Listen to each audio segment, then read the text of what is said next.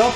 No shredding allowed in today's video. This one is all about riffs and chords, and it wouldn't be this channel if we wouldn't talk about the most challenging concepts when it comes to that. So for today's video I'd like to break down my personal workflow when it comes to writing and playing riffs like that one.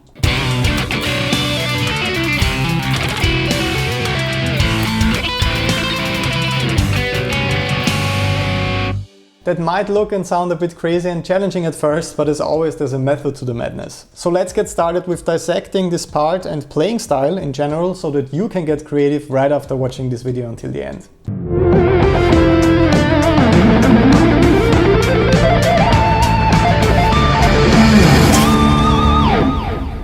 Just one super quick but very important information before we get started, because the statistics are getting out of hand. A pretty mind-blowing 80% of you guys and girls watching these videos are not subscribed to the channel yet. That is a pretty crazy number, and you keep missing a lot of helpful and hopefully also entertaining videos that way. So make sure to join this guitar community right now by subscribing. Enough of that, let's get into it and check out a more stripped down version of the riff that we are looking at today.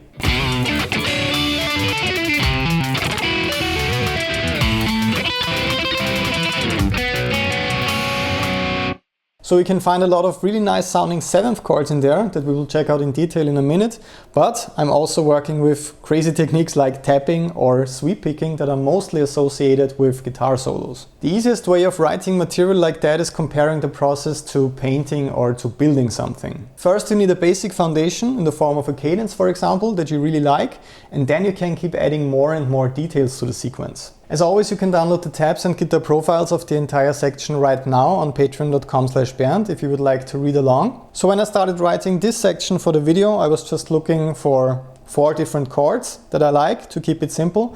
So it's a pretty classic 4-chord song or riff in that case. And I was starting out with my harmonic foundation right here with B minor. Then I was following that with C major. Then I was moving down to A minor. And I was ending it with G major. So the super stripped down and basic version of this riff sounds like that. B minor, C major, A minor, G major. And that doesn't sound too interesting yet. So the first thing I did to make this section more interesting is changing those basic chords to 7th chords. So in the chords that I chose, I'm not only working with the root, major or minor 3rd and perfect 5th, I was also adding the minor or major 7th to the major chords and the minor 7th to the minor chords. So for example, instead of the B minor chord, I'm working with a B minor 7th chord that immediately sounds a bit more interesting. Instead of the C major chord, I'm working with a C major 7th chord, then the E minor 7th chord. And then for the last chord, I didn't just want to go with the G major 7th chord, I wanted a modal chord. And one of my favorite modes when it comes to major is Lydian, because it has that dissonant raised 4th interval in it. So I was going for that kind of sound, the classic G major 7th voicing, but then I was adding the Lydian interval on top, and then I can also bar my index finger to get F sharp on top, the major 7th once again. So that's a really nice chord, and it sounds much more interesting than the G major chord. So here's a direct comparison of the basic major and minor chords and of the major 7th and minor 7th chords.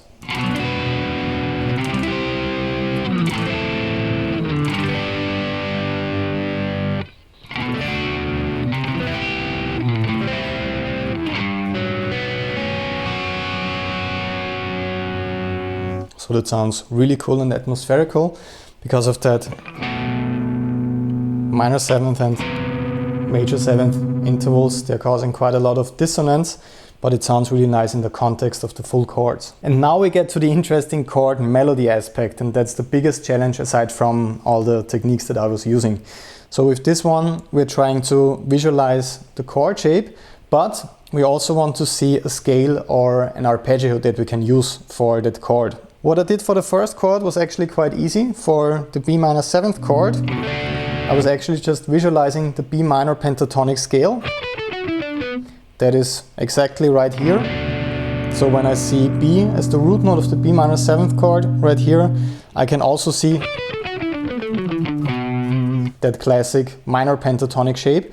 And I was using that with some tapping to make that a bit more interesting.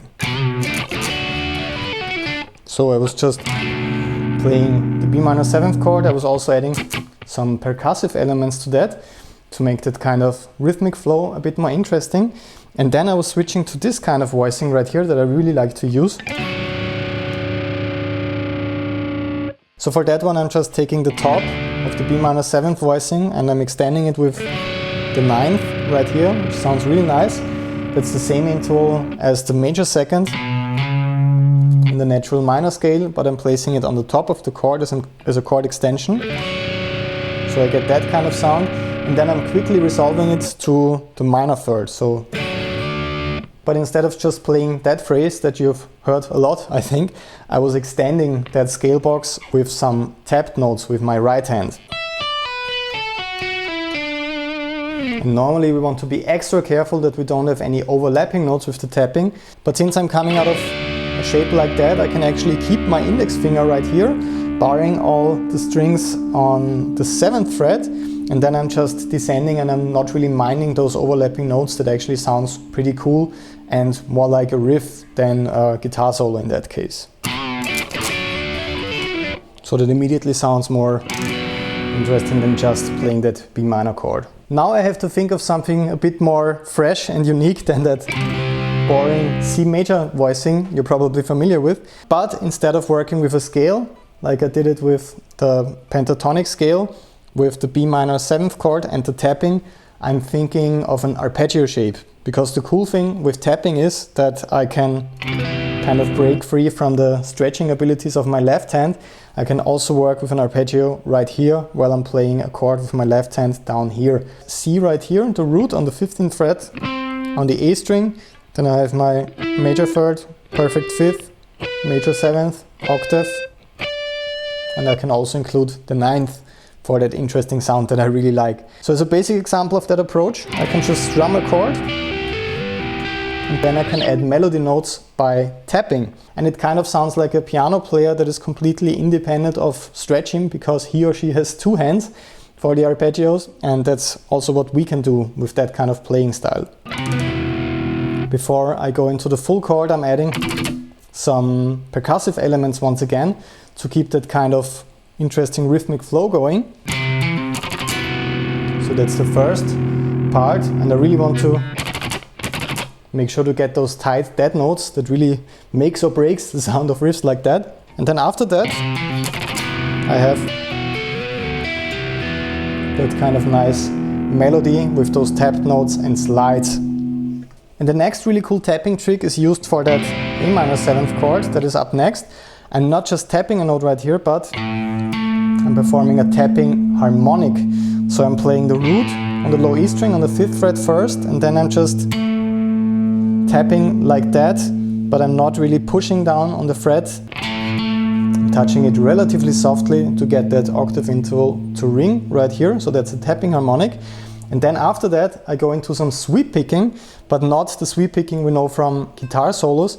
It's more like arpeggiating a chord actually. So I'm using the same voicing that I used for the first chord down here, and I'm just moving up and down with my right hand and I'm letting the notes overlap, just separating them a little bit with palm muting, and I get a really cool sound like that. I think that sounds much harder than it actually is. The only really hard thing right here is playing in time, because it shouldn't sound like that. We want that constant flow, that rhythmic flow of those triplets going up and down. And for the last part, I'm just rhythmically arpeggiating that Lydian G major chord, the G major 7th chord with that extra raised 4th scale degree in there. And the rhythm right here is very important, because I'm not just playing descending or ascending. I'm picking an interesting melodic approach that's also quite interesting rhythmically. So the root is immediately muted, it's just a small accent like that. Then I'm just letting it ring out like that. So after that very detailed breakdown of how I came up with this section by adding more and more layers and techniques and interesting details, let's check it out in its full glory once again.